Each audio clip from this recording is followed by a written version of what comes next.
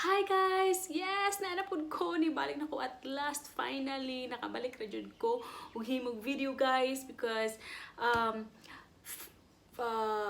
June 1st nagsugod among klase dinhi sa Thailand and murag ano na siya murag na busy ko gamay himog lesson plan sa mga estudyante and everything and murag na daghan mga panghitabo na wala na kog mga mga inspiration and something like that. So finally I'm back and we are here with another video guys, and this one is to tell you the new updated vitamin E guys, and how to tell that this vitamin E that you're using is legit, is original, and it's not fake. And here it is. Please, if you want to know more, keep on watching. Okay guys, so we have here the original vitamin E moisturizing cream enriched with sunflowers oil. So mao jud ni ilahang mao gini sa ilahang first good na product nila, and daghan kaayo ang ninggawas sa nag-trending na siya sa Philippines. So pag trending niya murag na siya mga peke nga ning gawas nga mga So karon guys, I just wanna tell you na ang vitamin E karon is they updated and it's new guys. The cover here is not pale blue, it's blue. Mura siya pagkaano nga blue guys. Dili siya kan nakita na ko ito, tapos very fit talaga siya, fit na fit. Tapos naka-sealed ni siya guys ha. Naka-sealed siya plastic. Naka-sealed siya plastic. And if you're going to open this one guys, naapa ni siya isa jud ka cover pa din sa nga na foil, naka-cover din sa mouth sa opening sa bottle. And then guys, makita po nimo nga this is 200 milligram. Is it milligram? Is it written in Thai? 200 grams, something like that. And then guys, at the bottom of the bottle, if you can see that, I don't know if you can see it, but at the bottom of the bottle there is a logo of AR, which is the company AR Vitamin E. And also guys, very na gid siya is they put a sticker. Yes, they put a sticker here that says product of Thailand. So easy to identify because naana siya. Ayan guys.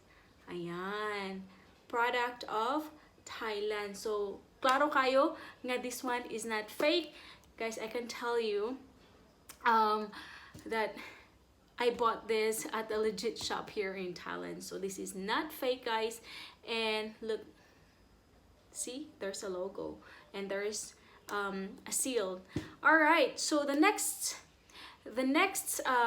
product of AR Vitamin E is this one, this orange one, and it is a vitamin E sunscreen Sun Protect Q10, Sun Protect Q10, and it is a body cream.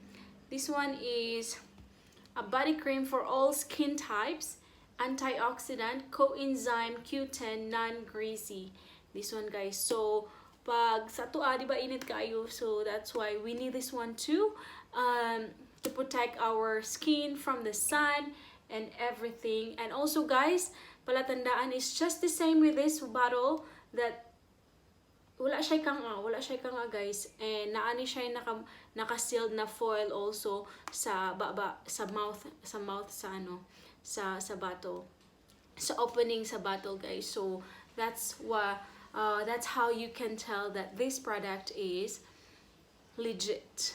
Okay, and also at the bottom of the bottle there they have the logo. You cannot really, okay, that one, okay, that one, you can see that one now. There is a logo AR, which is the company's logo. And also guys, this is, and they have here written all the ingredients they used, and it is written in Thai, so we cannot understand that. And they also have in English in here So yes, so guys, that's it for our video today, and I hope you like it.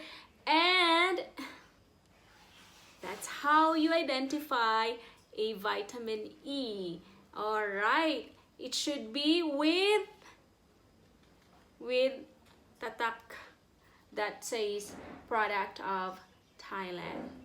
It says product of Thailand, and then there's the flag of Thailand, and then something like that.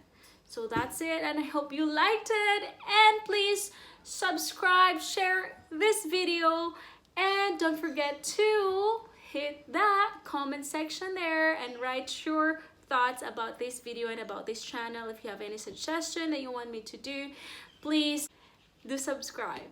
Okay guys, and please do comment your suggestion. How much this one cost here in Thailand? I will make another video for that, because this one is ano sa Philippines mura siya ganang medyo mahal, pero ato ang we'll see if how much this one cost here in Thailand pag dinhi siya sa Thailand paliton pag manhim sa Thailand kanang so watch out for that video next video. So next video guys, watch out for that, and thank you so much. Bye bye.